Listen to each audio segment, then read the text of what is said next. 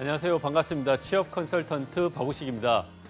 오늘 여러분들과 함께 얘기할 주제는요. 이제 하반기 공채가 얼마 남지 않았습니다. 하반기 공채 준비 잘 하고 계신가요? 하반기 공채 성공적 취업을 위한 취업 준비 전략에 대해서 오늘 제가 좀 말씀을 드리려고 합니다. 하반기 공채 준비하시는 분들이 제 방송을 보시고 취업 준비에 많은 도움이 되었으면 하는 바람입니다. 먼저 제 소개를 간단하게 드리면요. 저는 기업에서 인사 업무를 약 9년 정도 했었고요. 7년 정도 지금 취업 교육, 취업 컨설팅, 커리어 컨설팅 관련 일을 하고 있습니다.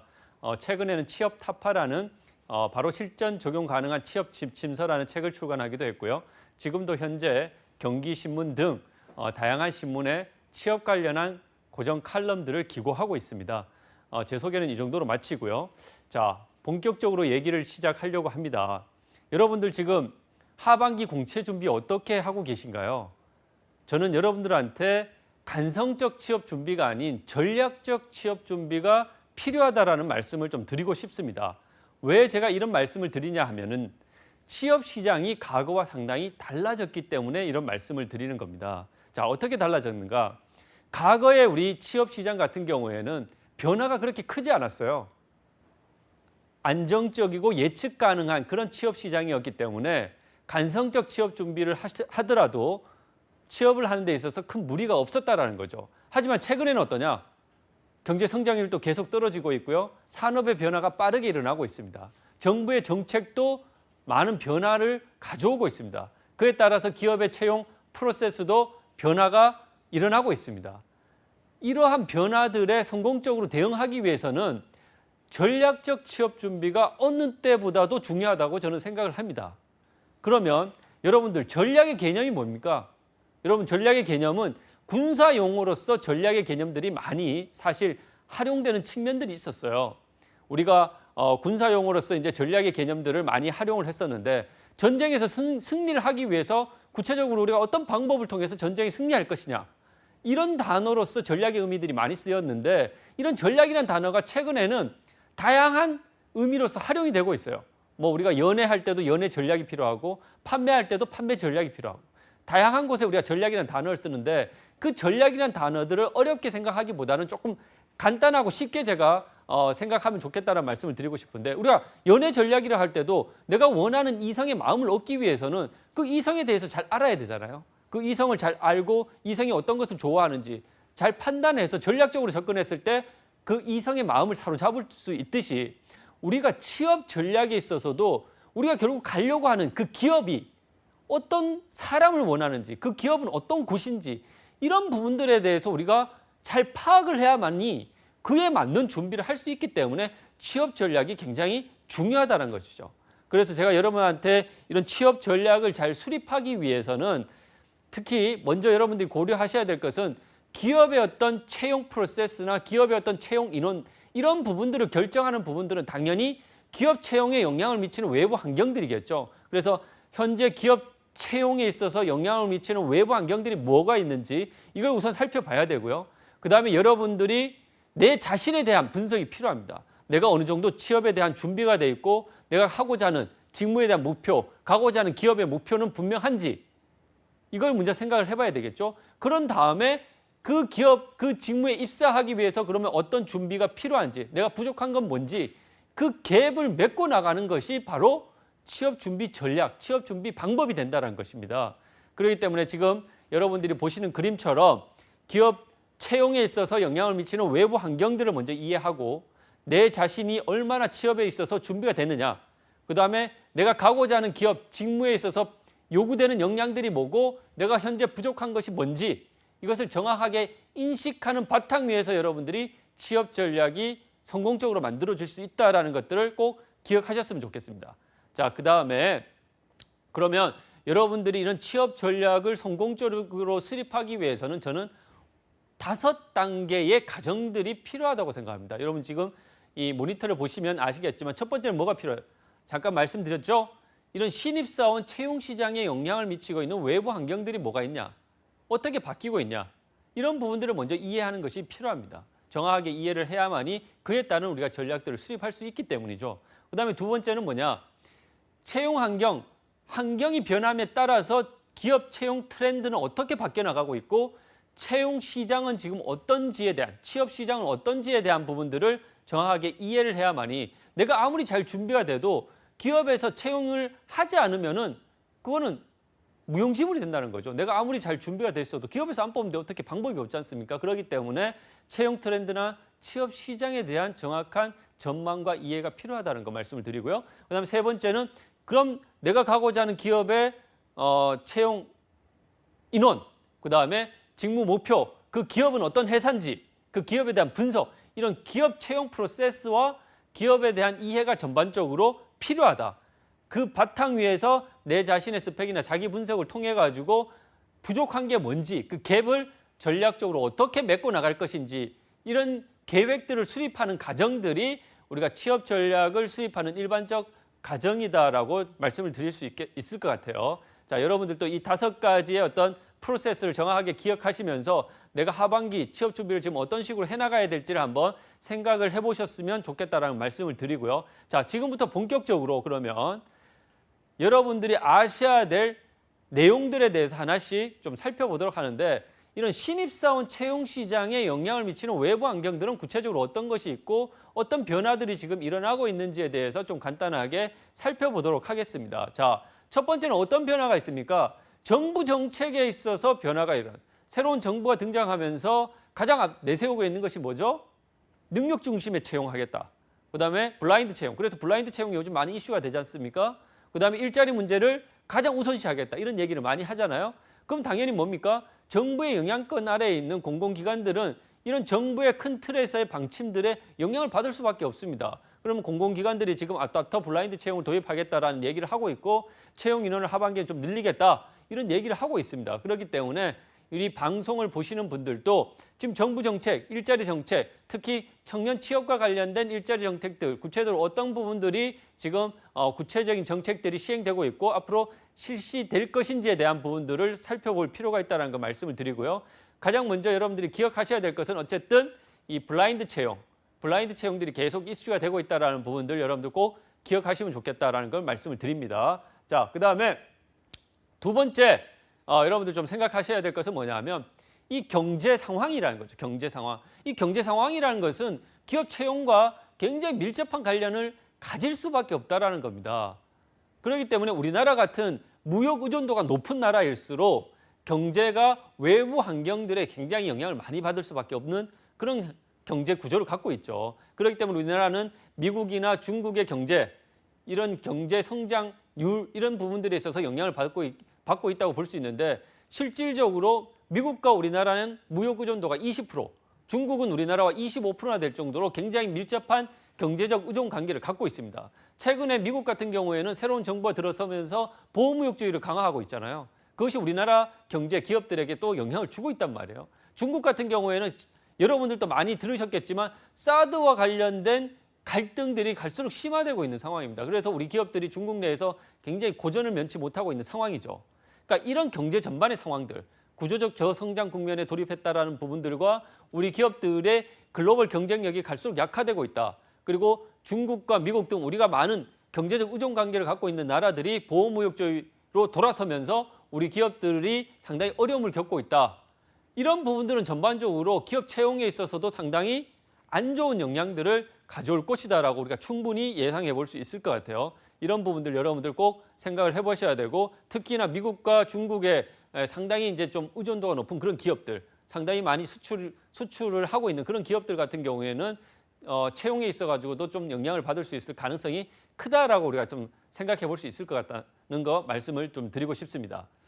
자, 그 다음에 우리가 좀 생각해 봐야 될 것은 뭡니까? 당연히 인구 구조에 대한 변화들이죠. 이런 인구 구조 변화들이 특히나 기업 채용에 있어서 영향을 주고 있다라는 부분들도 생각해 봐야 되는데 어떤 측면에서 생각해 볼 수 있냐면 당연히 인력 공급 측면에서 우리가 당연히 생각해 볼 수 있는데 현재는 어떻습니까? 전체적으로 우리나라는 지금 1인 가구가 증가하고 저출산이 확대되고 있고 이 노인 인구가 증가하고 있는 것이 인구 구조의 큰 특징인데 지금 인력 공급 측면, 현재 채용 시장에서 여기에 한정해서 좀 살펴보면 사실 이 올해부터 본격적으로 취업 시장에 뛰어드는 그런 취업 준비생들이 상당히 사실 가장 많은 비중을 차지하고 있는 시기가 사실 2017년부터예요. 왜 2017년부터냐 하면 2010년부터 14년 요 사이에 대학을 진학했었던 학생들 비율이 상대적으로 굉장히 높습니다. 이 학생들이 대학을 졸업하고 본격적으로 취업 시장에 뛰어드는 시기가 사실 2017년부터 향후 2, 3년간 계속 이어질 것이라는 거죠. 그래서 향후 2, 3년 동안은 인력 공급 측면에서도 상당히 많은 학생들이 취업 시장에 뛰어들 것이다라고 좀 예상해 볼 수 있을 것 같고요. 자, 그 다음에는 이제 우리가 제4차 산업혁명과 관련된 부분들을 빼놓을 수는 없겠죠. 이 제4차 산업혁명과 관련된 부분들은 앞으로 향후 5년, 10년 후에 우리나라 경제 구조라든가 산업, 여러 가지 기업에 있어서의 어떤 이 순위, 이런 부분들에 있어가지고도 상당히 많은 변화를 갖고 올 것이라고 예상이 됩니다. 그래서 이런 제4차 산업혁명을 성공적으로 주도하는 나라들이 경제 질서들을 이끌어 나갈 가능성들이 굉장히 많이 있고요.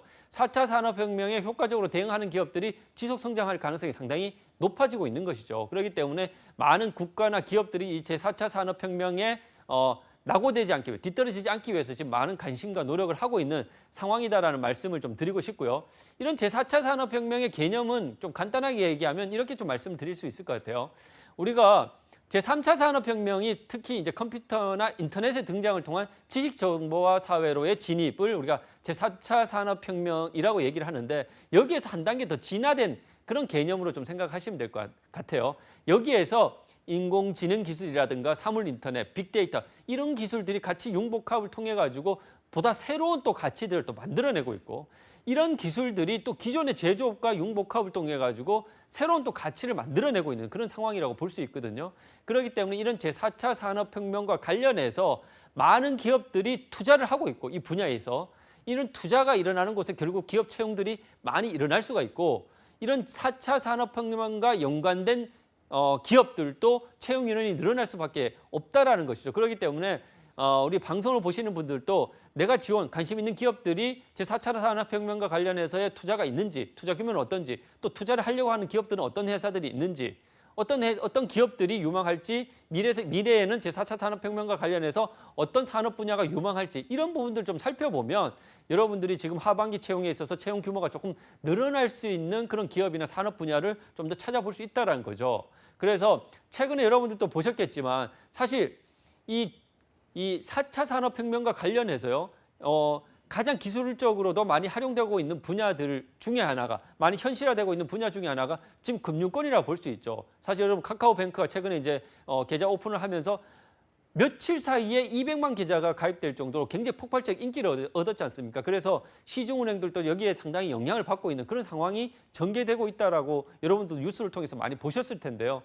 이러한 우리 생활과 굉장히 가까운 곳에서 이 제4차 산업혁명과 관련된 기술들이 적용되고 있고 현실화되고 있다는 겁니다. 그러면 시중은행에 있어서의 채용 규모, 이런 부분들이 과연 어떻게 될 것인가, 이런 것들도 우리가 한번 생각해 봐야 될 부분들이고, 아니면 이런 시중은행을 대체할 수 있는 새로운 IT를 기반으로 하는 새로운 은행들이, 새로운 금융회사들이 앞으로 많이 이제 시장에 나올 가능성이 커지고 있다. 그럼 그쪽 분야에서의 어떤 인력 수요가 많이 증가할 가능성도 크다라는 부분들을 우리가 상식적으로 좀 생각해 볼 수 있지 않나라는 생각이 듭니다. 자, 그 다음에 우리가 좀 생각해 봐야 될 것은 이제 아까 인구 구조 변화에서 제가 말씀을 드렸듯이요.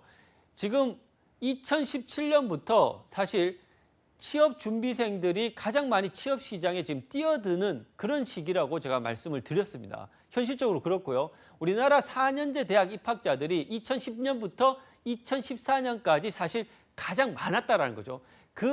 그때 입학했었던 학생들이 본격적으로 졸업을 하고 취업 시장에 뛰어드는 시기가 지금 2017년부터라는 거죠. 그렇기 때문에 인력 공급 측면에서도 상당히 경쟁이 치열해지고 있다라고 여러분들한테 말씀을 드릴 수 있을 것 같습니다. 자, 그러면 이렇게 지금 채용 시장에 영향을 미치는, 특히 신입사원 채용 시장에 영향을 미치고 있는 외부 환경들이 뭐가 있는지를 우리가 좀 살펴봤습니다. 그럼 이런 신입사원들 채용 시장에 영향을 미치고 있는 외부 환경들이 실질적으로 기업 채용 트렌드는, 취업 시장에 대한 전망, 이런 부분들에 있어가지고는 구체적으로 어떤 변화를 가지고 오고 있느냐, 이런 부분들을 우리가 좀 또 생각을 해봐야 되겠죠. 지금부터는 그 부분에 대해서 조금 살펴보도록 하겠습니다. 자, 먼저 여러분들이 좀 생각해봐야 될 것은 제가 표 하나로 좀 간단하게 좀 정리를 해봤어요. 그러면 여러분들이 좀 생각하셔야 될 것은 아까 우리가 신입사원 채용 시장에 영향을 미치고 있는 외부 환경들이 어떤 것들이 있는지에 대해서 제가 정치, 경제, 사회, 기술적인 측면에서 간단하게 좀 살펴봤고요. 그러면 이러한 변화들이 기업 채용 트렌드에는 어떠한 변화들을 갖고 있냐? 첫 번째, 이건 최근 몇 년간 아주 핫 이슈가 되고 있지만은 최근에 기업들이 두드러지게 선호하는 인재가 어떤 인재냐면 직무에 있어서 상당히 전문성이 있는, 직무에 있어서 상당히 준비된 인재를 선호한다는 거예요. 그럼 여기에 여러분들이 발맞춰서 대응하기 위해서는 어떻게 해야 되겠습니까? 내가 가고자 하는 직무에 대한 목표를 분명히 세워야 되겠죠. 내가 어떤 직무를 해야 될지 아직 거기에 대한 목표도 분명치 않은 사람들 같은 경우에는 상당히 취업에 있어서 경쟁력이 떨어진다고 볼 수밖에 없습니다.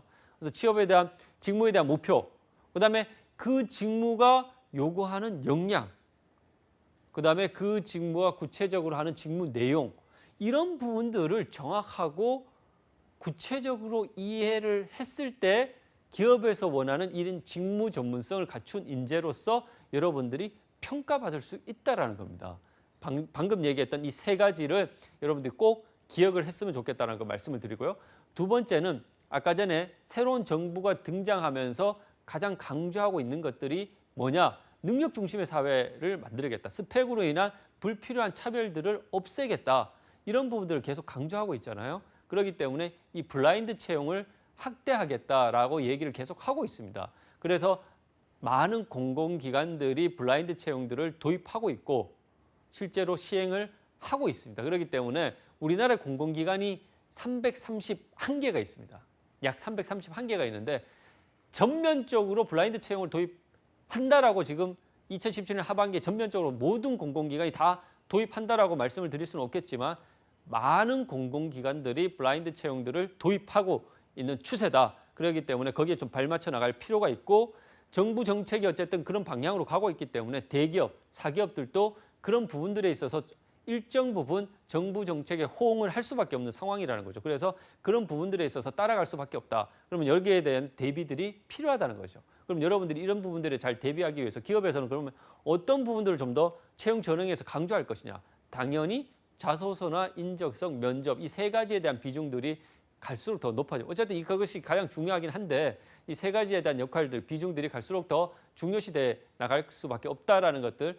과거의 단순한 스펙이 아니라 자소서나 인적성, 면접 이 전형들에 대한 중요성들이 더 높아질 수밖에 없다라는 부분들을 좀 생각을 하셔야 되고요. 그 다음에는 채용 전형에 있어 다양화라는 것은 뭐냐면 이제 대기업, 일부 대기업에서 이 스펙 전형, 스펙 초월 전형, 스펙 초월 채용 전형들을 많이 도입하고 있습니다. 그래서 여러분들이 상대적으로 내가 스펙이 부족하다고 하시는 분들은 이런 스펙 초월 채용 전형에 도전해보는 것도 하나의 방법이라는 거죠. 이것도 제가 봤을 때는 하반기 대기업 채용에 있어서 상당히 많은 포션, 비중을 차지할 것이라고 예상을 하기 때문에 여기에 또 관심을 갖는 것도 저는 필요하다고 생각을 하고요. 거기에서 여러분들이 통과가 됐을 때는 인적성과 면접 과정만 거치면 되기 때문에 훨씬 더 수월할 수 있는 그런 과정을 거친다고 말씀을 드릴 수 있을 것 같습니다. 자, 그 다음에는 자기소개서나 면접에 대한 비중들이 갈수록 이제 강하죠. 그래서 하반기, 최근에 이제 작년 하반기부터 두드러진 특성이 뭐냐 하면은 자기소개서 항목들이 갈수록 좀 어려워지고 있습니다. 난해해지고 있어요. 그래서 많은 학생들이 이 항목이 도대체 뭘 요구하고 원하는지를 그걸조차도 제대로 이해하지 못하는, 이해하기가 어렵다고 얘기하는 그런 학생들이 상당히 많은 것이 현실인데요.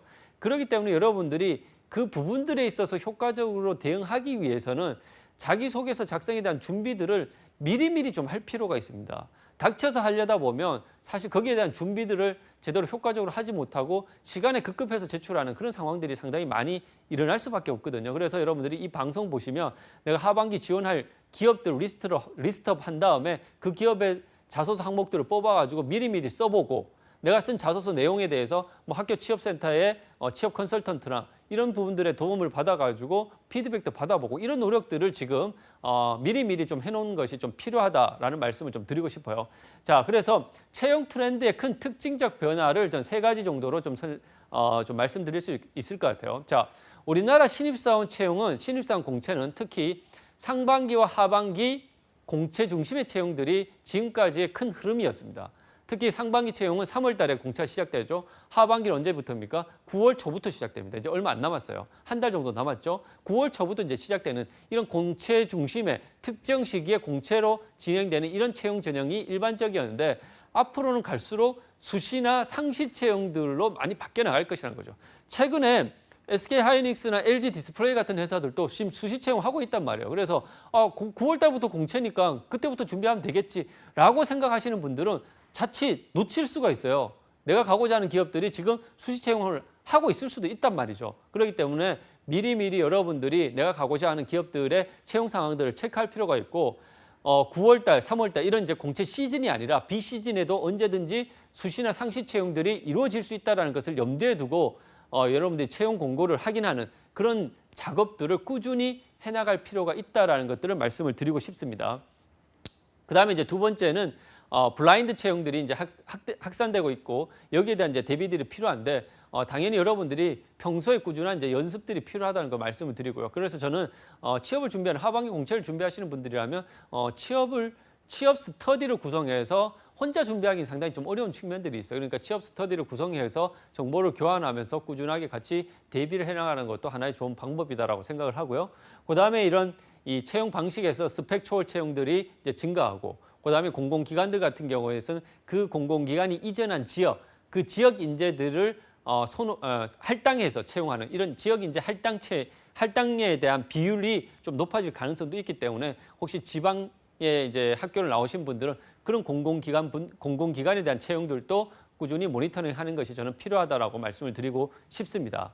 그 다음에 이제 좀 마지막으로는 이 실무형 인재, 아까도 얘기했듯이 직무에서 요구하는 역량들을 잘 갖춘 인재를 기업에서 선호하고 있어요. 그래서 저는 이것을 어떻게 좀 표현하고 싶냐면 여러분들이 정말 어떤 기업에 합격하고 싶다라고 생각하신다면 그 기업에 내가 가고자 하는 직무에 신입사원 1, 2년 차 정도 되시는 사원분들이 실질적으로 하루를 어떻게 보내는지 어떤 업무를 하면서 하루를 보내는지가 머릿속에 완전히 그려질 수 있을 정도의 수준이 된다고 하면 여러분들이 그 기업에 떨어질 이유가 저는 전혀 없다고 생각합니다. 그렇기 때문에 여러분들이 그 수준에 이르기 위해서는 어떻게 해야 되겠어요?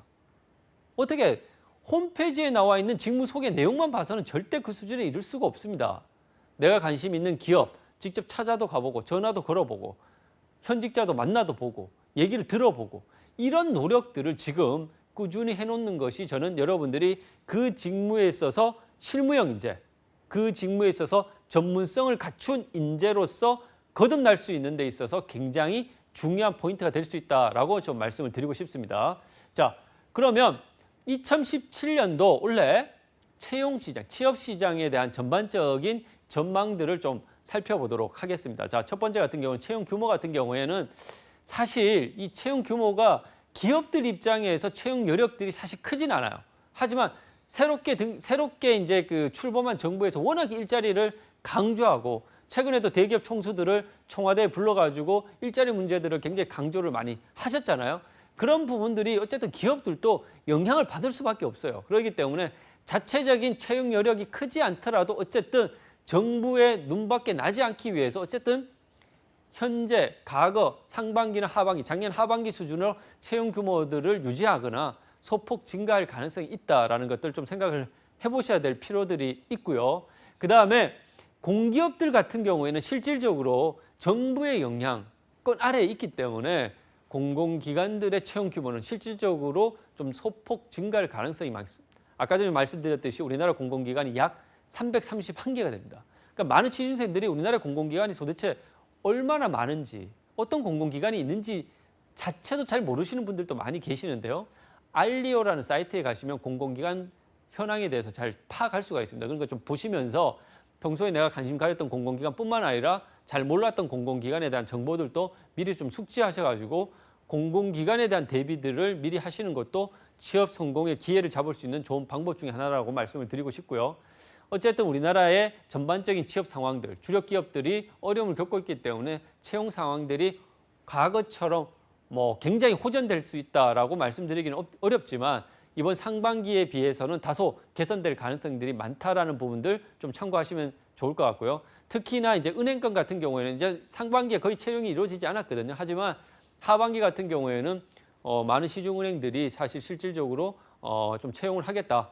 채용 인원을 좀 소폭 늘리겠다. 아니면 전년 수준으로 유지하겠다. 이런 발표들 좀 하고 있어요. 어쨌든 새로운 정부 등장에 조금 발을 맞추기 위해서 그런 이제 좀 액션들을 취하고 있기 때문에 특히 이제 은행을 채용 준비를 하시는 분들은 이번 하반기가 정말 저는 마지막 기회가 될 수도 있다고 생각합니다. 그렇기 때문에 정말 전략적으로 잘 준비하시는 게 좀 필요하다는 말씀을 드리고요.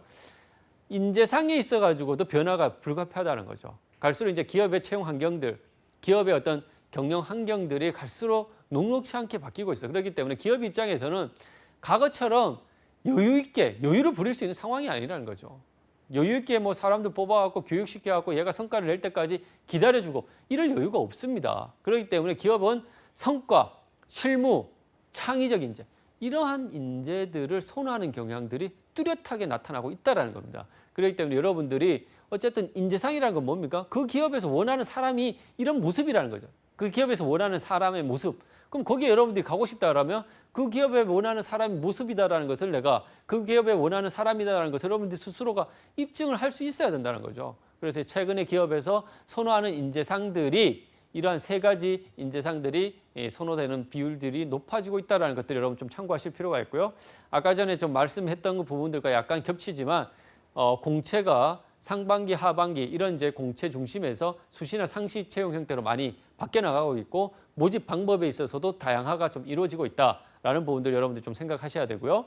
그다음에 선발 도구에 있어서는 어쨌든 기본적으로 이런 자소서나 인적서, 면접 이 큰 틀에서 이런 전형 방법들이 크게 바뀌진 않더라도 여기에서 이제 좀 비중이 높아지는 것은 어쨌든 인적성을 도입하는 기업들의 비중들이 조금씩 늘어나고 있는 추세예요. 그렇기 때문에 여기에 대한 부분들 여러분들이 꼭 기억을 하셔야 되고 과거보다 훨씬 더 자소서의 난이도가 높아졌다는 거. 자기소개서를 실제로 굉장히 서류 검토에 있어서 중요시하는 기업들의 비중들이 높아지고 있다는 것도 여러분 기억하셔야 됩니다. 그래서 어떤 친구들 같은 경우에는 자소서 기업에서 보지도 않지 않나요? 읽지도 않지 않나요? 이런 얘기를 하시는데 그렇지 않다는 겁니다. 그런 거 여러분들 좀 생각하셔야 되고 그다음에 면접도 과거처럼 단순히 인성 중심의 면접이 아니라 요즘에는 면접의 방법들도 굉장히 다양해지고 있습니다. 그래서 여러분들이 요즘은 이제 많은 기업들이 PT 면접, 역량 면접, 토론 면접, 롤플레잉, 세일즈 면접 다양한 유형의 면접 방법들을 도입하고 있고 어떤 회사들은 특히 은행권 같은 경우에는 1박 2일 합숙 면접을 하는 경우도 있습니다. 그래서 그만큼 면접을 통해서 우리 회사에 적합한 인재를 뽑겠다라는 기업의 의지들이 갈수록 이제 높아지고 있는 상황이라는 걸 여러분들이 좀 잘 기억을 하셔야 돼요. 그래서 이런 부분들에 여러분들이 잘 대응하기 위해서는 평소에 지금부터라도 여러분들이 면접에 대한 어느 정도의 준비나 대비가 좀 필요합니다. 사실 닥쳐서 준비하려고 하면 사실 조금 늦은 감이 있다는 거 여러분들이 좀 기억하셔야 되고 아까 좀 말씀드렸듯이 하반기 공채를 준비하시는 분들이라면 지금 취업 스터디를 구성해서 같이 취업을 준비하시는 분들과 이런 부분들에 대한 대비들을 조금씩 같이 해나간다 그러면 저는 굉장히 도움이 많이 되리라고 생각합니다. 그래서 어쨌든 이번 하반기도 이공계 전공자분들의 강세 현상이 계속적으로 지속될 것이라고 저는 생각을 합니다. 그래서 이런 부분들이 당장 뭐 쉽게 바뀌어지리라고 보여지지는 않지만 어쨌든 인문계, 상경계를 전공하신 분들도 이런 기본적인 IT나 기술적 트렌드의 변화 이런 데에 대한 기본적 소양을 갖추는 것이 어쨌든 취업을 하는 데 있어서 유리한 측면들이 있다는 것 좀 기억을 하실 필요가 있고요.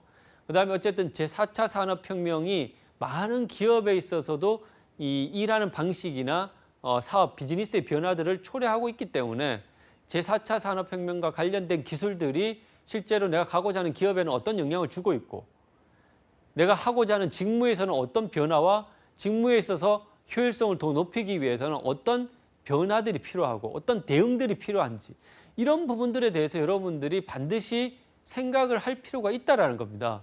이런 대비를 하셨을 때 여러분들이 나중에 좀 더 차별화되고 경쟁의 우위에 설 수 있다는 것 반드시 좀 생각을 했으면 좋겠고요. 자, 그 다음에 여러분들 이제 기업에 대한 이해가 당연히 필요하겠죠. 기업에 대해서 내가 가고자 하는 기업에 대한 이해들이 좀 필요한데 이 기업에 대한 이해가 부족한 상태에서 우리가 이제 취업을 한다는 것은 우리가 비유를 하면 껌껌한 그냥 동굴 속에 들어가서 아무것도 보이지 않는 동굴 속에서 내가 잃어버린 그런 지갑을 찾는 꼴하고 비슷하다고 보는 거예요. 어떻게 찾습니까? 방법이 없죠. 그렇기 때문에 우리가 이런 취업을 하기 위해서는 내가 취업을 하고자 하는 기업, 이 기업들을 우리가 잘 이해하고 분석하고 최근에 기업들이 어떤 변화들이 있는지, 인사, 선발, 채용에 있어서 어떤 변화들이 있는지에 대한 부분들, 어떤 이슈가 있는지에 대한 부분들을 여러분들이 잘 아실 필요가 있다는 거 말씀을 드리고요. 먼저 하나씩 좀 살펴보도록 하겠습니다. 자, 기업의 인사에 있어서, HR, 인사에 있어서는 어떤 트렌드, 변화들이 있냐.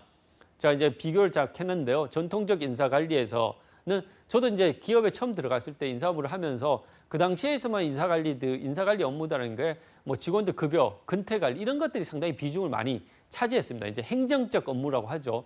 이런 인사에 있어서의 행정적, 단순한 업무들은 사실 이제 아웃소싱이나 외주 이런 부분들의 비중들은 갈수록 이제 좀 중요도가 낮아지고 있는 것이 사실이고요. 최근에 있어서의 기업의 인사 트렌드에 있어서 가장 핵심적인 변화는 뭐냐 하면 기업 전략과의 연계성들을 많이 강조한다는 거죠. 기업 전략을 뒷받침할 수 있는 인사 전략. 이것을 수립하는 데 있어서 인사의 역할, 이런 것이 많이 강조되다 보니까 여러분들이 이런 부분들을 잘 이해하시는 것이 필요한데 이것은 무슨 얘기냐 하면 어쨌든 기업 전략과 인사 전략이 맞물려 가기 때문에 기업 전략에 따라서 그 기업의 채용 전략도 달라질 수밖에 없다라는 겁니다. 그럼 내가 가고자 하는, 예를 들어서 내가 뭐 CJ를 가고 싶어, 미래에셋을 가고 싶어. 그럼 그 기업이 어떤 전략을 지금 추구하고 있는지, 어떤 전략을 원래 사업 전략을 어떤 가지고 있는지 이런 부분들을 여러분이 정확하게 아셔야만 그 기업에서 그러면 어떤 사람을 원하는지를 여러분들이 좀 잘 이해할 수 있다는 거죠. 그럼 기업 전략을 잘 이해했을 때 여러분들이 거기에 발맞춰서 내 자신을 좀 어필할 수 있다는 겁니다. 근데 많은 학생들이 이런 기업 전략에 대한 이해가 부족한 상태에서 나를 얘기하려다 보니까 좀 붕 뜬 얘기를 하는 경우가 상당히 많이 있다는 거예요. 그래서 여러분들이 조금 더 그 기업이 원하는 답변을 하기 위해서, 그러면 그 기업이 어떤 전략을 지금 추구하고 있고 그런 전략을 뒷받침하기 위해서 어떤 인재를 지금 필요로 하고 있는지 그런 부분들에 대해서 여러분 잘 아실 필요가 있다는 거 말씀을 드리고요.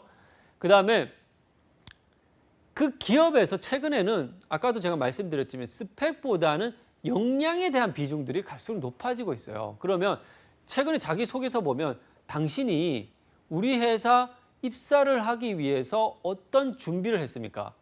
직무와 관련해서 역량을 갖추기 위해서 어떤 노력을 했습니까? 이런 거 자소서 항목에서도 많이 물어보고 면접에서 질문도 많이 합니다. 이런 질문들을 제대로 여러분들이 답변하기 위해서는 어떻게 해야 되겠어요? 당연히 그 직무에서 요구되는 역량들이 뭔지에 대한 것들을 정확하게 이해를 해야만이 그 질문에 대한 답변들을 제대로 할 수 있다는 겁니다. 이 역량이라는 개념은 좀 쉽게 단순하게 얘기를 하면요. 그 직무를 잘 수행하기 위해서 그 직무에서 성과가 높은 사람들이 일관되게 보여주는 행동 특성들을 우리가 일반적으로 역량이라고 표현합니다. 역량. 무슨 말인지 아시겠어요? 그러면 이 역량, 그 직무에서 성과를 잘 내기 위해서 필요한 것들이 뭐가 있냐 그러면 그것을 좀 구분해보면 지식적인 측면, 기술적, 인성, 태도적인 측면에서 그 직무에서 성과가 잘 나기 위해서, 잘 내기 위해서 필요한 부분들이 있더라는 거죠. 그래서 회사 입장에서는 각 직무별로 요구되는 역량들을 모델링해서 그 직무 역량을 잘 갖춘 인재를 선발 과정에서 뽑으려고 하는 것입니다. 이게 다 쉽게 얘기하면 역량 중심의 채용이 사실 큰 개념으로서 보면 이런 골자라고 여러분들이 이해를 하시면 될 것 같아요. 자, 그럼 이 역량에 대한 것들을 조금 설명을 제가 방금 잠깐 했는데 이 역량이라는 것은 아까도 제가 말씀드렸잖아요. 해당 직무에서 성과를 잘 내기 위해서는 과연 뭐가 필요하냐? 내가 인사 업무를 하고 있어요. 인사 업무를 하는 데 있어서 의욕과 열정만 있다고 해서 인사 업무를 잘 할 수 있는 건 아니잖아요. 그 인사 업무를 수행하는 데 있어서 필요한 지식도 있을 거 아니에요. 그 다음에 인사 업무를 잘 수행하기 위해서 필요한 기술도 있을 거 아니에요. 그죠? 그 다음에 그 인사 업무를 잘 수행하기 위해서는 어떤 성향, 인성이나 태도를 갖춘 사람이 그 직무를 또 잘 수행할 거냐. 이런 것들이 다 있겠죠. 예를 들어서 인사 업무를 잘 수행하기 위해서는 기본적으로 우리나라 인사는 기본적으로 노동법에 대한 부분들의 이해가 바탕이 돼야 됩니다. 그러니까 예를 들어서 노동법에 대한 이해가 있다. 노동법에 대한 지식이 있다. 이러면은 어때요? 그 인사 업무를 수행하는 데 있어서 지식적 측면에서 하나의 강점이 될 수 있는 거죠. 그 다음에 기술, 스킬적인 부분에서 뭐가 필요합니까? 인사 업무는 어떻게? IT를 활용하고 OA 능력, 그다음에 커뮤니케이션 스킬 이런 부분들이 중요시 되잖아요. 그러면 그런 역량들을 내가 잘 갖추고 있다. 이런 것들을 여러분들이 어필을 해나가야 돼. 자소서나 면접 과정에서. 그러면 당연히 내가 가고자 하는 직무에서 어떠한 지식과 기술, 인성과 태도가 요구되는지를 여러분들이 정확하게 이해를 하고 그 바탕 위에서 내가 여러분들이 자기소개서를 작성하거나 면접에서 여러분들이 나의 강점들을 어필해 나가는 것이 필요하다는 겁니다. 제가 아까 전 말씀드렸듯이 자기소개서 최근에 보면 자기소개서 항목 중에 어떤 항목들이 많이 나오고 있냐. 당신이 우리 회사 입사를 위해서 어떤 준비와 노력을 했습니까? 직무와 관련해서 어떤 경험을 갖추고 있습니까? 직무와 관련해서 어떤 준비를 했습니까? 직무와 관련해서 당신은 어떤 강점이 있습니까? 이런 것들을 많이 물어봅니다. 그러니까 이건 뭐냐? 해당 직무에서 요구하는 역량을 당신은 얼마나 잘 갖추고 있냐? 지식과 기술, 인성적 측면에서 그걸 구체적으로 말해달라는 얘기입니다. 그러면 당연히 그 직무에 대한 역량들을 정확하게 여러분들이 이해를 하고 여러분들이 답변을 하거나 자기소개서를 작성하는 것이 필요하다라는 것들을 좀 말씀을 드리고 싶어요. 자, 그 다음에는 공공기관은 이제 우리가 NCS 전형이 일반적으로 많이 도입이 되고 있어요. 이제 2017년 하반기에 많은 공공기관들이 이제 채용을 하고 있는데 많은 채용하는 공공기관들이 이제 NCS 기반의 채용을 하고 있단 말이에요. 그러면 이런 NCS가 뭐냐? 이것도 여러분들이 상식적으로 좀 알고 계셔야 되겠죠. 이 NCS라는 것은 National Competency Standard, 그러니까 말 그대로 얘기하면 국가가 산업 현장에서 요구되는 직무 역량들을 표준화시킨 거예요. 그래서 이런 것들을 왜 했냐? 묻지마식 스펙 쌓기가 너무나 사회적 비용들이 많이 드니까 이런 어떤 여러 가지 불합리한 것들을 우리가 좀 극복하고 좀 더 우리가 이 능력 중심의 어떤 그런 채용들을 만들어 보자라는 취지에서 이런 NCS를 도입했고 지금 많은 공공기관에서 이런 NCS 기반의 채용들을 하고 있어요. 그럼 이런 NCS는 크게 보면 두 가지로 나눠져요. 직업 기초 능력과 직무 수행 능력 이렇게 두 가지로 나눠진다는 거예요. 이 직업 기초 능력이라는 것은 여러분들한테 제가 간단하게 좀 설명을 드리면 10가지로 크게 분류가 됩니다. 직업 기초 능력은. 특히 이제 공공기관 취업을 준비하시는 분들 같은 경우에는 자기소개서에도 이런 직업 기초 능력에서 요구하는 의사소통력 수리, 문제 해결, 자기개발 능력, 그다음에 자원관리, 대인관계, 정보 능력, 기술 능력, 조직이해 능력, 직업 능력 이런 10가지 이 직업 기초 능력과 관련해서 그 지원자가 얼마나 잘 갖추고 있느냐를 자기소개서 항목을 통해서 많이 물어봅니다. 그럼 여러분들이 자기소개서를 효과적으로 작성하기 위해서는 어떻게 해야 되겠어요? 당연히 이 직업 기초 능력 10가지의 개념을 정확하게 이해하는 것이 굉장히 중요하다는 겁니다. 그 개념을 제대로 이해하지 못하면 여러분들이 효과적으로 그 항목들을 작성할 수가 없다는 거예요. 예를 들어서 뭐 갈등을 지금까지 살아오면서 갈등을 해결했던 경험들에 대해서 한번 설명해봐요. 이건 뭐 여러분들이 이런 항목들 많이 물어볼 수 있죠. 그러면 이런 항목들을 답변할 때 당연히 그 항목에서 요구하는 직업 기초 능력들이 뭐고 그것들에 대한 개념들을 정확하게 이해하는 바탕 위에서 여러분들이 작성을 해나갈 필요가 있다는 것을 말씀드리고 싶습니다.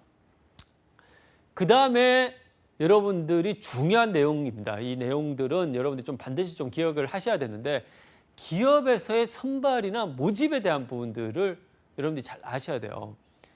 여러분들이 우리가 대학 들어갈 때는 수능 성적에서 갈 수 있는 대학들이 결정됐지만 기업 취업은 내가 얼마나 발품을 잘 팔고 정보를 얻기 위한 노력들을 정말 적극적으로 잘 하느냐에 따라서 정말 어떤 기업을 가느냐 이런 것들이 결정되는 부분들도 상당히 크다라는 거예요. 그러면 기업들이 채용들을 어떻게 하는지, 어떻게 사람을 모집하고 선발은 어떻게 이루어지는지를 여러분들이 좀 알 필요가 있다라는 좀 말씀을 좀 드리고 싶고요. 자, 기업은 일반적으로 채용을 할 때, 모집을 할 때요, 가장 많이 활용하는 게 뭐냐면 인터넷 채용 공고죠. 인터넷 채용 공고. 그럼 여러분들이 어떻게 해야 되냐? 인터넷 채용 공고를 여러분들이 잘 확인해야 되는데 기업에서 가장 일단 많이 활용하는 취업 사이트를 여러분들이 좀 챙겨서 봐야 돼요. 어떤 사이트가 있어요, 여러분들? 일단 저는 잡코리아 사람, 이게 지금 취업 사이트 중에서 민간 취업 사이트 중에서는 가장 많이 활용되고 있거든요. 물론 이제 정부에서 운영하는 워크넷이라는 사이트도 있고 여러분들 이것도 이제 같이 활용하는 것이 필요한데 민간에서 운영하는 사이트에서는 잡코리아나 사람 이 두 가지는 같이 여러분들이 좀 병행해서 채용 공고들 좀 체크할 필요가 있고요. 그다음에 많은 학생들이 학교 취업 사이트를 소홀히 생각하는 경우가 있는데 학교 취업 사이트도 좀 병행해서 같이 보셔야 돼요.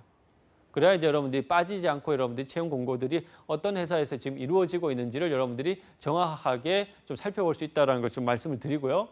그 다음에 산업이나 직무 단위로 특화되어 있는 취업 사이트들이 있습니다. 예를 들면 공기업 같은 경우에는 알리오. 여러분 네이버에서 알리오로 딱 치시면 이 공공기관 채용 사이트인 알리오라는 곳을 접속하실 수가 있는데 공공기관 채용 공고들이 계속 업데이트가 되고 있습니다. 그래서 공공기관에 관심 있으신 분들은 이런 알리오라는 취업 사이트를 채용 사이트를 통해 가지고 채용 정보를 수시로 체크를 하셔야 된다는 거 말씀을 드리고요. 그 다음에 외국계 기업 같은 경우는 이제 피플앤잡, 그 다음에 일본계 기업 같은 경우는 제이브레인. 그 다음에 여기 이제 산업별로 특화된 취업 사이트를 제가 간단하게 이제 언급해놨는데 상당히 다양한 사이트들이 있어요. 이런 것들을 여러분들이 꼼꼼하게 보셔야 됩니다. 그래야 원하는 기업, 정말 내가 잘 몰랐지만 괜찮은 기업 놓치지 않고 여러분들이 지원할 수 있다는 거예요. 그 다음에 제가 좀 하나 말씀드리고 싶은 것은 네이버에 가면 인사쟁이라는 카페가 있어요. 이 카페는 인사 담당자들이 많이 가입한 카페인데 여기에서도 채용 공고가 올라옵니다. 그러니까 기업에서 뭐 HR에 관심 있는 기업 HR에 관심 있는 분들은 이 인사쟁이 카페에 또 참고해 보셔도 되고 거기는 뭐 신입사원 채용 공고 중에서도 뭐 HR만 뭐 올라오는 것은 아니고 다른 직무의 신입사원 채용 공고도 올라오니까 꼭 한번 좀 같이 살펴보는 것도 저는 괜찮다라고 말씀을 드리고요. 그 다음에 링크드인이라는 사이트가 있어요. 이거 이제 비즈니스 SNS 사이트인데 여러분들이 나중에 이것을 제가 왜 소개하냐면 나중에 이제 경력직, 여러분들 어차피 경력직으로 한 회사에서 뭐 평생 다니게 이런 시대가 아니기 때문에 나중에 언제든지 이직을 할 수가 있단 말이에요. 그러니까 여러분 링크드인을 잘 활용하면 여러분들이 충분히 좋은 기회를 또 얻을 수 있습니다. 최근에 제가 아시는 분도 링크드인을 통해서 자기 프로필 관리를 굉장히 열심히 하셨던 분이 있는데 이분이 지금 글로벌 바이오 회사에서 오더를 받았어요. 오퍼를 받았어요. 그래서 이 면접을 5차례나 진행하고 결국은 지금 한국에 진출하는 글로벌 바이오 기업의 한국 지사장으로 이제 취업을 했습니다. 그리고 그것은 무슨 얘기냐면 정말 자기를 얼마나 잘 프로필을 잘 관리하고 자기 경력 관리를 잘 어필하느냐에 따라서 좋은 기회들이 얼마나 열려 있다라는 겁니다. 그래서 이런 것도 참고하시고요. 그 다음에 인터넷 채용 공고뿐만 아니라 뭘 합니까? 캠퍼스 리크루팅, 채용 박람회, 그 다음에 사내 추천 채용, 인턴 채용, 헤드헌팅 채용 대회 이러한 여러 가지 방법들을 통해서 기업은 모집을 한다라는 거예요. 그래서 여러분들이 이런 기업의 모집 방법들의 유형들을 좀 살펴볼 필요가 있고 어쨌든 하반기에 캠퍼스 리크루팅을 많은 기업들이 할 텐데 그냥 캠퍼스 리크루팅에 가서 단순하게 그 기업의 인사 담당자들이 나오는 얘기들을 멍하니 듣는 거 저는 그건 큰 의미가 없다고 생각해요. 왜? 다 공식적인 얘기밖에 할 수가 없기 때문에. 그래서 여러분들한테 제가 드리고 싶은 얘기는 그 채용 설명회나 캠퍼스 리크루팅에 오는 그 회사 현직자들, 거기 이제 뭐 서포트하기 위해서 행사를 진행하기 위해서 현직자들이 같이 나오는 경우가 많이 있거든요. 그 현직자들과 여러분들이 좀 네트워크를 구축할 수 있도록 노력하는 것이 저는 굉장히 필요하다고 생각합니다. 그 사람들을 통해서 여러분들의 원하는 정보를 얻을 수 있을 가능성이 훨씬 더 크다라는 것이죠. 이런 부분들 여러분 좀 참고하실 필요가 있다는 거 말씀을 드리고요. 그 다음에 사내 추천 채용 같은 경우에는 외국계 기업, 그 다음에 벤처 이런 기업들은 사내 추천 기업, 추천 채용, 사내 직원의 추천을 통해서 채용하는 경우가 많기 때문에 여러분들이 평소에 선배들이나 먼저 입사했었던 친구들이 있으면 정보를 교류하기 위한 노력들을 꾸준히 해놓는 것이 취업하는 데도 상당히 필요하다는 말씀을 드리고요. 그 다음에 선발은 어쨌든 서류 전형, 인적성, 면접 크게 보면 이틀로 이제 유지가 되는데 기업에서 접수하는 방법들은 크게 4가지가 있어요. 어떻게? 온라인, 이메일, 우편, 방문 접수가 있죠. 근데 온라인 접수 같은 경우에는 회사에서 정해진 틀이 있기 때문에 자기가 추가적으로 뭘 어필하기가 굉장히 제한돼 있어요. 하지만 이메일이나 우편, 방문 접수 같은 경우에는 자기가 추가적으로 뭘 어필할 수 있죠. 그러니까 이런 회사들 같은 경우에는 내가 좀 스펙이 객관적으로 부족하다고 하시는 분들은 이런 어떤 서류 접수를 하는 회사들의 포트폴리오나 회사에 대한 기획서나 이런 것들을 내가 추가적으로 회사 입사에 대한 의지를 보여줄 수 있는 자료들을 같이 첨부함으로써 여러분들이 좀 더 눈에 띄게끔 하는 방법들을 여러분들이 모색해 보는 것도 하나의 방법이라는 걸 말씀을 드리고요. 그 다음에 이 우량 기업을 찾는 방법도 또 굉장히 필요하죠. 우량 기업을 찾는 방법 중에 하나가 뭐냐면 이 산업에 있어서 밸류 체인들을 여러분들 잘 생각해 보면 그 안에서 우량 기업을 찾을 수 있다. 예를 들어서 화장품 산업의 밸류 체인을 생각해 보면 화장품 회사, 우리가 여러분들이 생각해 보면 화장품을 완성품 화장품을 제조하는 회사만 좀 생각하는 경우가 많아요. 뭐 아모레퍼시픽이나 LG생활 이런 회사들만 좀 생각하는데 그 회사들이 자체적으로 다 제조하고 하는 게 아니란 말이에요. 그걸 OEM이나 ODM을 맡긴단 말이에요. 그러면 그 OEM이나 ODM 하는 회사들은 사실 일반 소비자들 입장에서 많이 알려져 있지 않지만 굉장히 우량하는 회사들이 많이 있단 말이에요. 대표적인 게 뭐 코스맥스나 한국 콜마 같은 회사들. 그러니까 이런 식으로 여러분들 밸류 체인을 살펴보다 보면 여러분들이 잘 알지 못했지만 굉장히 괜찮은 회사를 찾을 수 있다는 거고요. 그다음에 한국거래소에서 매번 발표하는 이런 라이징 스타 기업들. 여러분들이 기업이 얼마나 괜찮은지 판단하기 어려우면 이런 부분들도 좀 참고해 보셔야 되고, 그다음에 워크넷에 가면 청년 친화 강소 기업들을 좀 소개하고 있어요. 이런 기업들도 좀 참고해 보시면 좋은 기업을 좀 여러분들이 잘 찾을 수 있다라고 좀 말씀을 드리고 싶고요. 뭐 채용 공고를 볼 때 여러분들이 공채뿐만 아니라 수시 채용하는 기업들도 세부적으로 들어가서 좀 살펴보는 것이 도움이 된다는 거 기억을 하실 필요가 있습니다. 그다음에 기업 정보를 얻기 위해서는 단순하게 그 기업과 관련된 네이버 이런 검색뿐만 아니라 홈페이지, 금융감독원, 전자공시스템, 다트, 산업과 관련된 산업 분석 자료, 산업협회에서 관련된 자료 이런 것들을 여러분들이 종합적으로 같이 다 살펴볼 필요가 있다는 거 말씀을 드리고요. 그다음에 이 크레딧잡이라는 사이트를 통해서 중소기업 같은 경우에 어떤 재무 정보라든가 이런 것을 얻기가 어려운 경우가 있는데 뭐 이런 사이트를 활용하는 것도 하나의 방법입니다. 그다음에 내 자신의 스펙과 내가 어떤 위치에 있는지에 대한 부분들을 우리가 좀 생각을 해볼 필요가 있는데 좀 더 객관적으로 나를 바라볼 필요가 있다는 거죠. 우리가 일반적으로 스펙이라고 하면 고정된 것과 가변된 바꿀 수 있는 것을 크게 나눠볼 수 있는데 이 스펙에서 사실 가장 중요한 비중을 차지했던 것이 사실 학교나 학점, 전공 이런 부분들이었어요. 사실 과거에. 근데 이걸 이제 없애고자 요즘 이제 많은 노력을 하는 것이죠. 하지만 아직까지도 많은 영향을 차지하고 있다라는 것들이 현실적인 상황이라는 것이고요. 하지만 여러분들이 지금 노력에 의해서 바꿀 수 있는 부분들에 대한 이런 고민들도 우리가 좀 해볼 수 있는데 대표적인 것이 자기소개서, 인적성, 면접 이것을 지금 내가 어떻게 노력하느냐에 따라서 달라질 수 있는 것이고 관련해서 내가 경험들도 지금 어떻게 노력하느냐에 따라서 달라질 수 있다는 겁니다. 자, 그러면 지금부터는 구체적으로 그러면 어떤 식으로 내가 하반기를 준비할지에 대해서 좀 살펴보는 시간을 갖도록 하겠습니다. 자, 여러분들이 하반기 취업을 잘 하기 위해서는 지금 방금 제가 설명드렸던 내용들 이런 것을 상기해 보면서 내가 그러면 가고자 하는 기업 직무에 있어서 현재 내 위치 이것을 비교해 봤을 때 내가 부족한 것이 뭐냐 이걸 여러분들이 정확하게 파악할 수 있어야 된다는 거. 그 부족한 부분들을 내가 이 공채 시즌 시작되기 전까지 어떻게 전략적으로 준비를 해나갈 것이냐 이런 부분들에 대해서 여러분들이 생각을 반드시 이제 하실 필요가 있다는 것을 말씀을 드리고요. 자, 세부적으로 저는 이런 말씀을 드리고 싶어요. 첫 번째는 무슨 말씀이냐 하면 여러분들이 직무 목표는 조금 삼지망까지 좀 여유를 갖고 좀 준비를 하실 필요가 있다라는 말씀을 드리고 싶은데 왜 이런 말씀을 드리냐 하면 여러분들이 가고자 하는 기업, 직무가 내가 이번 하반기에 채용을 안 하면 어떡해요? 안 할 수도 있잖아요. 예를 들어서 2015년 하반기에 6대 시중은행이 약 1,600명 정도 채용을 했다고 합니다. 작년 하반기에 몇 명 채용했나? 한 1,000명으로 줄었어요. 그러니까 이렇듯 기업의 채용 규모가 고정되고 안정적이지 않다라는 거예요. 최근 항상 변화가 있다라는 거죠. 내가 가고자 하는 직무, 가고자 하는 기업들이 이번 하반기에 채용을 안 할 수도 있는 상황들을 극단적 상황들을 여러분들이 염두에 둬서 그러면 2지망은 어디로 할 것인지 3지망은 어디로 할 것인지 이런 것들을 여러분들이 좀 여유를 가지고 준비를 했을 때 좀 더 전략적으로 여러분 하반기를 좀 대비해 나갈 수 있다라고 저는 생각합니다. 그 다음에 이런 기업의 유형들을 어쨌든 미리 자꾸 한계를 설정하지 않았으면 좋겠어요. 저는 많은 학생들이 저는 NCS에 대한 대비가 부족해서 공공기관 아예 고려하고 있지 않습니다라는 얘기를 하는 경우도 많이 봤는데 자꾸 그런 식으로 한계를 두다 보면 지원할 수 있는 기업들이 몇 개 안 됩니다. 저는 뭐 영어를 못하기 때문에 외국계 기업은 지원을 못해요. 자꾸 이런 식으로 내 스스로의 한계를 설정하면 지원할 수 있는 기업들이 몇 개 되지가 않아요. 외국계 기업이라고 해서 모든 직무가 다 영어를 잘해야 되는 건 아닙니다. 미리 여러분 스스로의 한계를 짓지 말고 일단 모든 가능성을 열어두고 여러분들이 취업을 좀 준비를 해야 된다는 거 말씀을 드리고요. 그다음에 이 항상 채용 공고를 볼 때에는 그 기업의 우대 조건, 그다음에 자격 조건 이런 부분들이 어떻게 되는지를 꼼꼼하게 좀 살펴볼 필요가 있어요.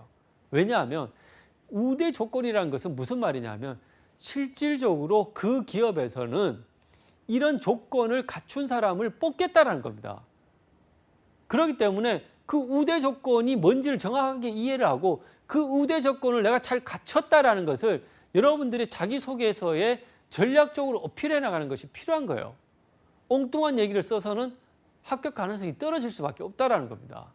그렇기 때문에 여러분들이 우대 조건과 내가 너무나 동떨어져 있어. 우대 조건에 내가 너무나 뭐 갖춘 게 없어 라고 생각하시면 오히려 그 기업은 지원을 안 하는 것도 하나의 방법입니다.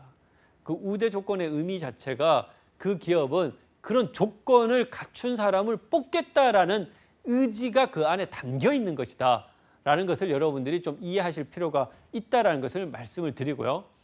그 다음에 여학생분들, 요즘 뭐 사실 여학생, 특히 인문계 여학생들은 취업이 어렵다는 얘기를 너무나 많이 합니다. 현실적으로 사실 어렵기도 하고요. 여러분들이 근데 좀 생각해야 될 것은 뭐냐 하면 산업이나 직무의 특성에 따라서 선호되는 성별도 현실적으로 있다라는 사실을 우리가 좀 생각해 볼 필요가 있다라는 겁니다. 그래서 여학생들 같은 경우에는 상대적으로 여학생들이 선호되는 그런 산업 분야에 전략적으로 관심을 갖는 것이 좀 필요하다는 거죠. 대표적으로 저도 이제 예전에 화장품 회사를 잠깐 다녔지만 제가 다녔던 화장품 회사의 여직원 비율이 거의 60%가 넘었습니다. 여러분들이 가장 선망하는 기업 중에 하나인 아모레퍼시픽 같은 경우에도 여직원 비율이 66%나 돼요. 그건 무슨 얘기냐면 여성이기 때문에 차별받지 않는다는 거예요. 오히려 여성이기 때문에 우대받을 수 있는 산업 분야가 화장품 산업이라는 거죠. 그래서 제가 방금 여기 언급했던 이런 산업 분야들 같은 경우에는 오히려 여성이 우대되는 산업 분야다라는 것을 저는 좀 말씀을 드리고 이런 산업에 있어서의 특성이나 직무에 있어서 특성에 따라 가지고 선호되는 성별들, 기업에서 공개적으로 밝히지 못하는 그 비공개 채용 조건들도 존재한다라는 것들을 우리가 좀 생각할 필요가 있고요. 실질적으로 제가 전에 재직했었던 모 반도체 회사에서는 해외 영업 직원들을 뽑는 데 있어 가지고 단지 우리가 해외 영업이라고 하면 영어만 잘하면 갈 수 있는 그런 분야, 직무로 좀 생각하는 경우가 많은데 그렇게 생각을 해서는 안 됩니다. 왜냐하면 그 해외 영업에서는 그 직무와 관련해서 그 제품과 관련된 전공자들이 일단 기본적으로 선호가 돼요. 그 다음에 뭐 영어가 가능해야 되는 것이죠. 영어만 가능하다고 해서 절대 되지가 않습니다. 관련 전공, 그 다음에 영어 이것이 같이 됐을 때 그 직무에서 선택을 받았다라는 것이죠. 그러니까 이런 부분들의 특성들을 여러분들이 좀 잘 이해할 필요가 있다는 걸 말씀을 드리고요. 그 다음에 자기소개서는 이 방송을 들으시는 많은 하반기를 준비하신 취준생분들은 지금부터 미리미리 좀 준비하시라고 제가 좀 말씀을 드리고 싶습니다. 상반기에 여러분들이 작성했었던 자기소개가 있으면 다시 한번 보시고 상반기에 자기소개서 항목이 하반기에 크게 바뀌지 않습니다. 그렇기 때문에 상반기 기준으로 일단은 좀 작성을 해보시고 작성한 것은 반드시 현직자분이나 학교 취업지원센터의 취업상담사나 취업 컨설턴트를 통해서 반드시 한번 피드백을 저는 받아보기를 좀 추천을 드리고 싶습니다. 그 다음에 이 마이스토리, 내가 어떤 경험을 했는지 이런 부분들을 여러분들이 한번 차근히 정리를 해보시면 이것은 자기소개서 작성뿐만 아니라 면접에 있어서도 가장 효과적인 대비가 될 수 있다라는 말씀을 드리고요. 그래서 저는 여러분들한테 2012년 하반기 취업 전략에 대해서 정리하면서 이런 말씀을 드리고 싶어요. 이번 하반기가 여러분한테 어쩌면 마지막 기회일 수 있습니다. 취업을 준비하시는 분들한테. 제가 봤을 때 상당히 좋은 기회예요. 그렇기 때문에 이 기회를 놓치지 않을 것을 저는 여러분들한테 간곡하게 부탁을 드립니다. 내년 상반기 취업시장 제가 봤을 때는 더 어려워질, 새 정부도 이제 어느 정도 시간이 지나면 정부의 영향권들이 갈수록 줄어들 가능성이 많단 말이에요. 그렇기 때문에 여러분들 이번 하반기에 반드시 노동시장에 내가 진입을 해서 경력을 쌓아서 내가 정말 마음에 안 들면 경력을 쌓아서 이직을 하겠다. 아니면 경력을 가지고 신입으로 다시 지원하겠다. 이런 생각을 여러분들이 좀 유연하게 하는 것들도 저는 필요하다. 전략적으로. 이런 것들을 좀 기억을 했으면 좋겠습니다. 오늘 제 강의가 여러분들 하반기 취업 준비에 작은 도움이 되었으면 하는 바람입니다. 감사합니다.